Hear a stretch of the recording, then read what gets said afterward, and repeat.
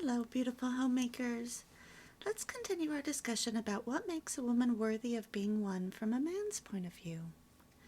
80% of men say that they want their wife to be well dressed. And this does not mean in business suits either. This means in pretty, flattering colors and modest dresses with silky hair and well-groomed nails. I just watched a video on the 5 new trends of the season, and I won't be wearing 3 of the 5 because I know that these 3 trends are not clothing that men like on women. And if I were to buy them, my husband and son would shout veto as I modeled them. One of the trends is jeans. That has got to be the stupidest trend I can think of because everyone wears jeans already. Oh, so they've changed a little detail. Big deal. What a waste of money. Unless you're hiking, a man would rather see a woman in something more feminine, not jeans.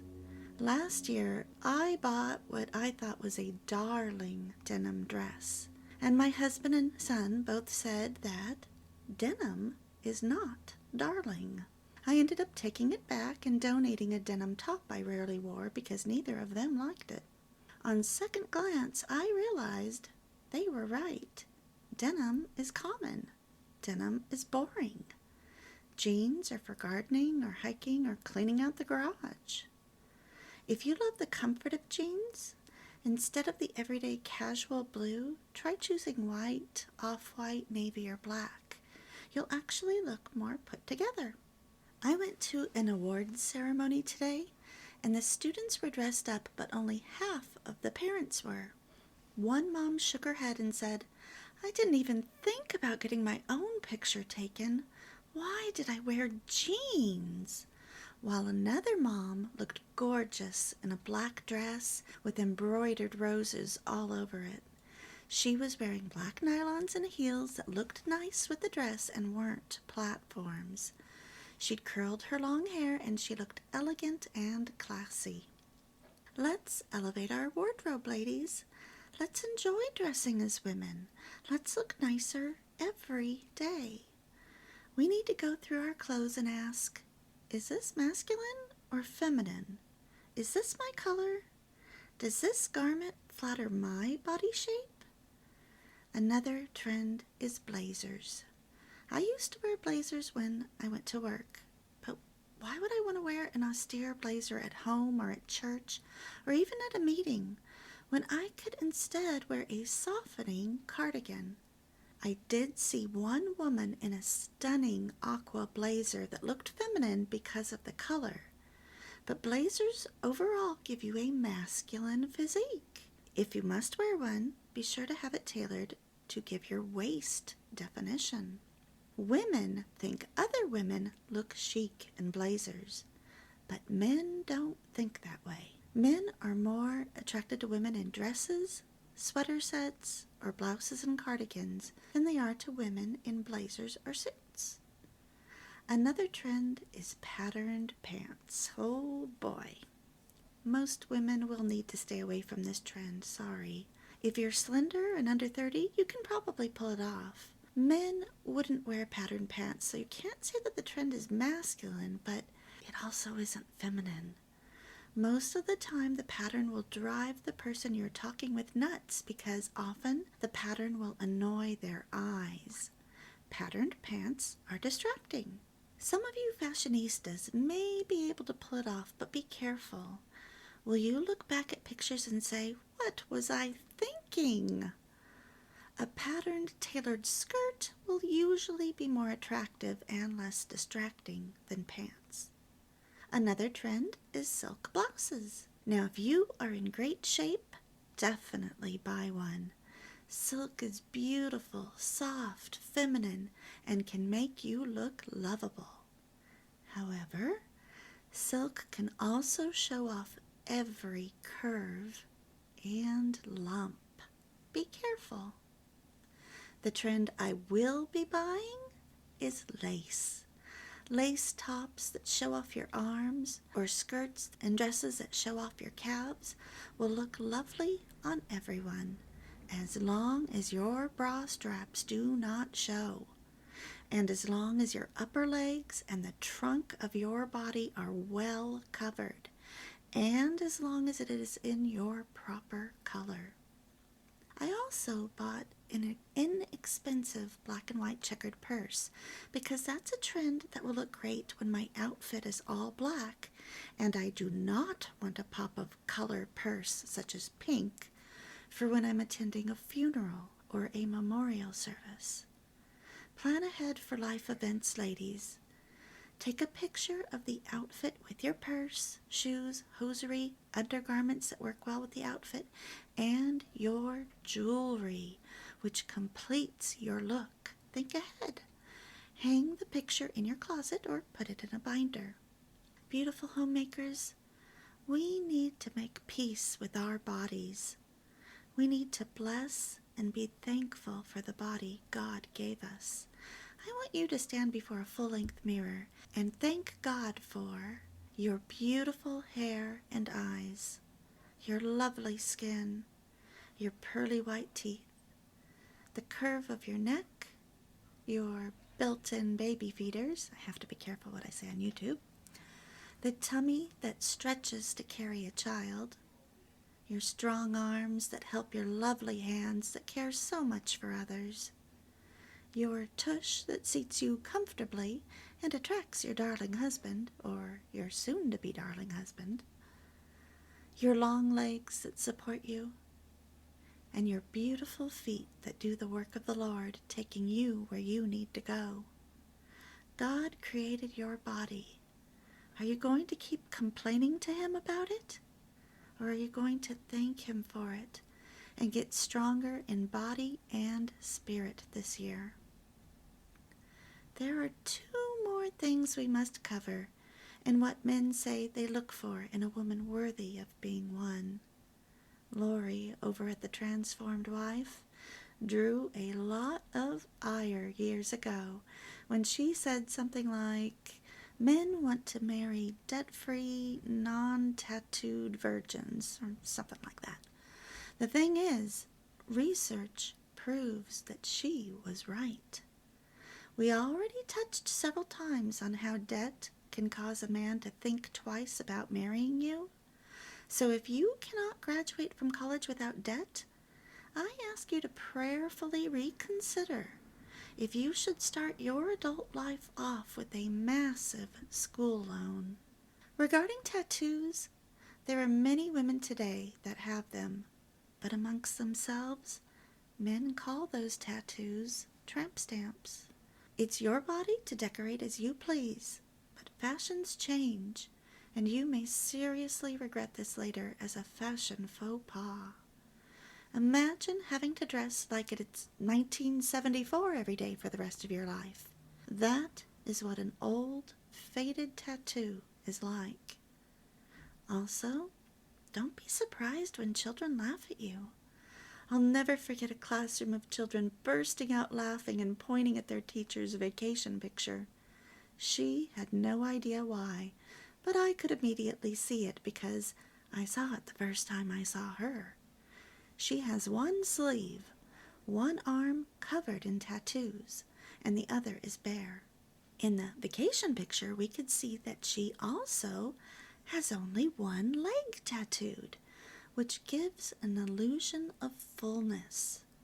So every day of her life, this woman looks lopsided to onlookers. I'm sure that comical was not the look she was going for, but it is the result that she got. Another real problem with tattoos is that they stretch when you gain weight and distort when you lose it. I have seen some funny ones in the locker rooms at the hot springs. You may think that you still have a beautiful butterfly or kitty cat, but you probably don't. Most women do regret their tattoos as they age. And did you know that tattoos and body piercing can easily introduce toxic foreign substances into your body and bloodstream, and may even cause a potentially deadly infection? Some naturopaths warn that those tiny puncture wounds may block important electrical nerve impulses that are just under your skin as well. So, can you get into heaven with a tattoo? Of course you can, because all of our sins are forgivable if we ask for forgiveness from God. But my tattoo isn't of something sinful. Mine says John 3:16, more is of a cross or a picture of Jesus, some will say. But does that really glorify God? Leviticus 19:28 says, "Do not cut your bodies for the dead, and do not mark your skin with tattoos. I am the Lord." Most people don't even know that that verse is in the Bible. When you are a Christian and you make Jesus Lord over your life, you put away fleshly desires and ask Him to direct your paths. God says that He is the same yesterday, today, and tomorrow, so He hasn't changed His mind about tattoos. Don't deceive yourself that it glorifies Him, even if it is a Bible verse. Would you tattoo a darling, soft-skinned, beautiful little baby? No? Then treat your own body as well as you would treat a baby's, because you are God's little girl. And to Him, a tattoo would be like graffiti on the precious body He gave to you. And for the last part of Lori's viral statement, men would love to marry a virgin. Men that don't care about marrying a virgin don't care because they don't want to get married.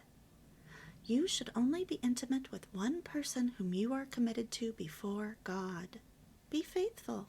Be pure. Save yourself for your darling husband.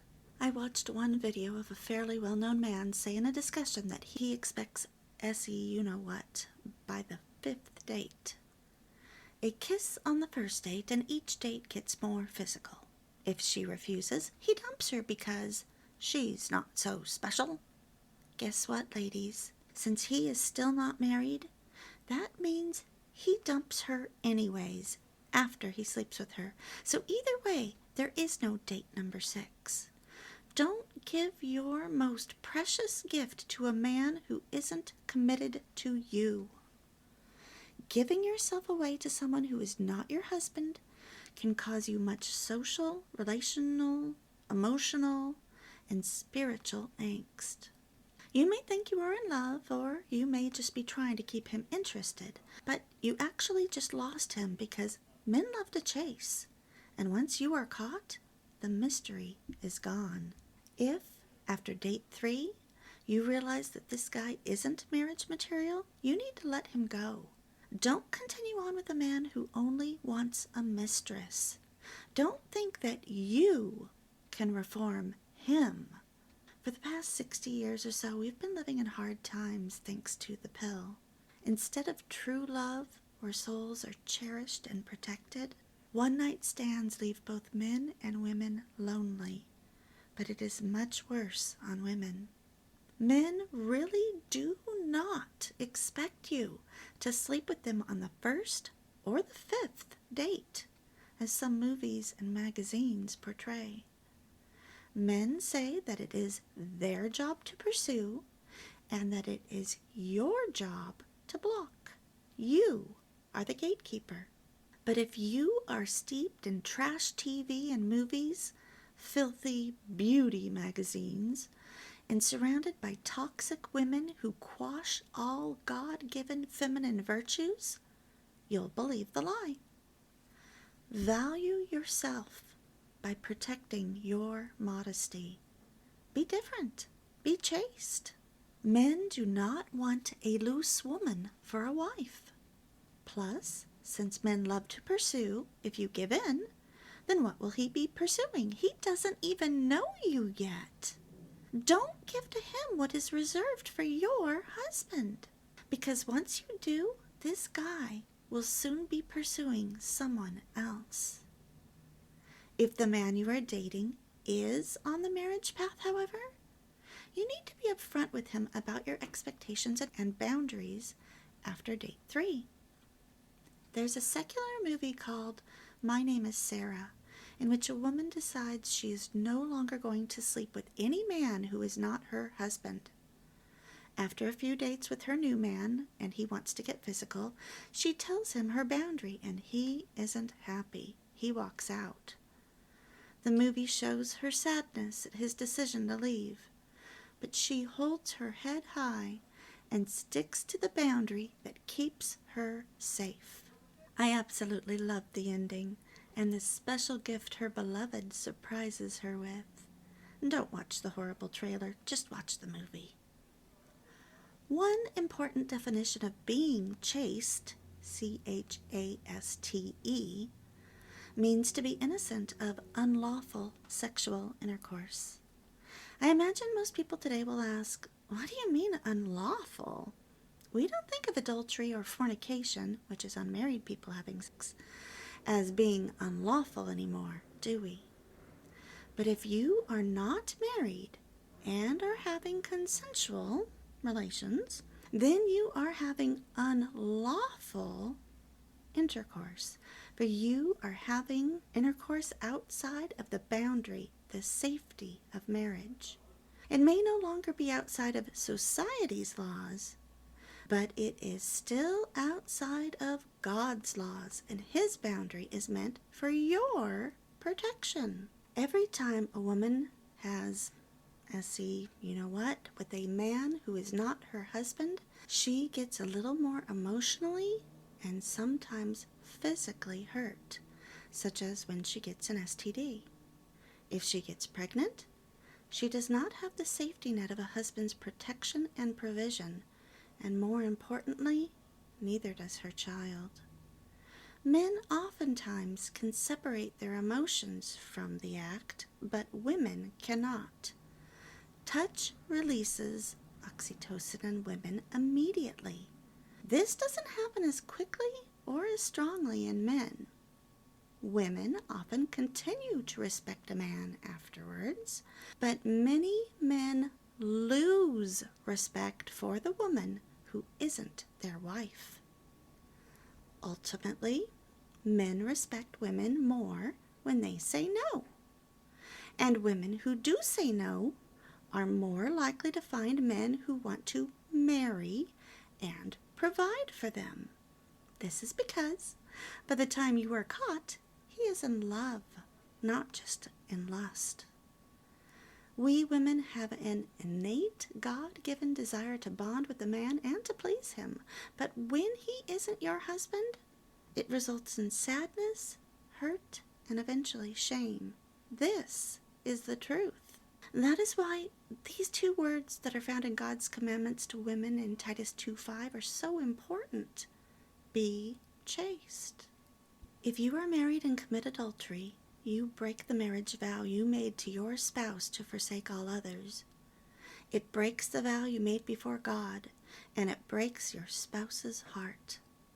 God himself declared that a man should leave his parents and cleave to his wife. The wife is given away in marriage to her husband, and she is to be true to him and he to her. Hebrews 13:4 says that the marriage bed should be undefiled. Give honor to marriage and remain faithful to one another in marriage. God will surely judge people who are immoral and those who commit adultery. That's what the Bible says. One of the 10 commandments is to not commit adultery. God knows how devastating adultery is for both spouses, and he made that commandment to protect us, both the wife and the husband. Adultery devastates the adulterer, the spouse, the children, and even the one with whom the adulterer cheated, though the guilt in some may not be felt for years, until that person is in a loving marriage and realizes how crushed they would be if their spouse cheated on them. In the first letter to the Thessalonians in chapter 4, Paul writes to the church, God's will is for you to be holy, so stay away from all sexual sin. Then each of you will control his own body and live in holiness and honor, not in lustful passion like the pagans who do not know God and his ways.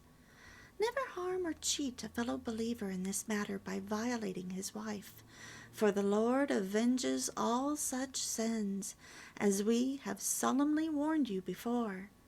God has called us to live holy lives, not impure lives. Therefore, anyone who refuses to live by these rules is not disobeying human teaching, but is rejecting God, who gives his Holy Spirit to you. We have covered a lot in this little talk about what a man looks for in a woman worthy of being won. Try placing this paraphrased verse of Philippians 4:8 in a prominent place to help you live by it.